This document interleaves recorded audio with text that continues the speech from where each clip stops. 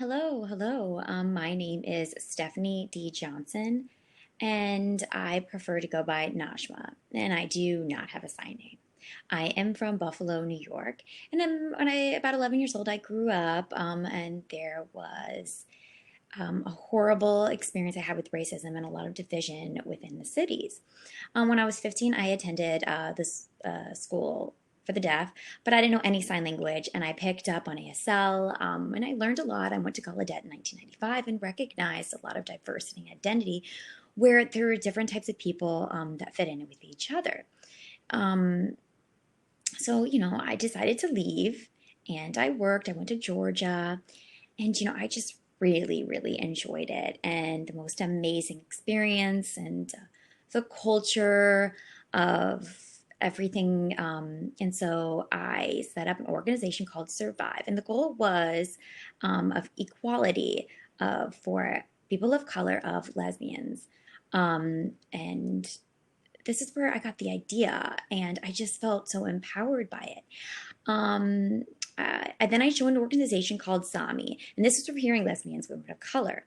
But Survive focused on racism and autism, mostly of that. And whereas SAMI focused on sexism and poverty, classism, different identities.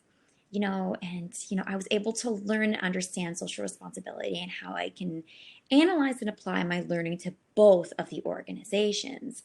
Um, then when I learned, the word in the community, intersexuality, and how important and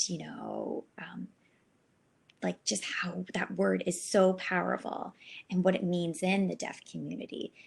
This is the reason why I live and walk and breathe today, and the reason why the deaf community has all of these types of identities and level of poverty that make me who I am today. You know, um, so the word, homegrown, grassroots, deaf people tend to look, down upon and choose people within, their community. So this, really, taught me their community congregates together and their experiences along with mine and how, maybe we can work, together as a community and be more involved and how can we solve and share each other's stories. So, I went back to college in 2008 and studied and focused more of the people of color. When I went to school, I uh, recognized more. Oh, hold on. I'm sorry. Let me back up.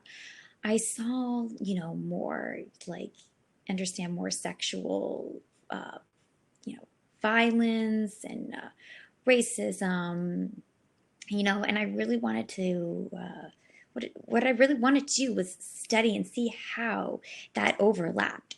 So I went to graduate school and studied mental health, where I realized we need to be more aware of people and their stories and their experiences. And I realized my education and that overlap, how I could share my stories and my, understanding and learning and my behavior of oppression, and just take a step back and just really analyze that well and look at others and have experiences of their oppression, and what does that really mean. So I wanted to really understand not just myself but other deaf and deaf hard of hearing and deaf blind and disabled and a diversity of people. Since then in 2010, 2016, my friend and I, Delisha Singleton and I, have, shared, we have different experiences, but we are of color. So we really wanted to sit down and talk about our experiences in our community. So, we decided to set up an organization called TAS. Now, understand we changed that name for the community, the word TAS, and that showed our responsibility to work, and we really wanted to analyze that and how we can impact and change that word in the community to improve people's understandings, and how and why we will get that word out and the access to language. Um, We will work with friends and different organizations to be able to provide that, and how we can make our deaf community have better access, not just only just deaf people, but for all different types of people, and we really wanted to do that. So we recognize that as well, and we want to work together and try to create that change. And not just a specific type of community, but we work in churches and with students and children, and we want to work with different types of universities as well. And we have professional interpreting trainings and teachers, and that have never worked with deaf children before. So we want to encourage that as well, and different types of levels as well.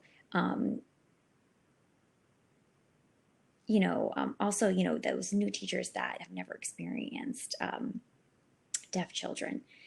We want to be able to provide them that access and that language and connect them more within the deaf community, and intersexuality, and really analyze what that means, and what oppression is, and really analyze that and grow. And maybe more deaf schools will open up and have a different perspective and feel more comfortable to talk about that and take that self-responsibility. And I find that just really, really important to share that information with you today.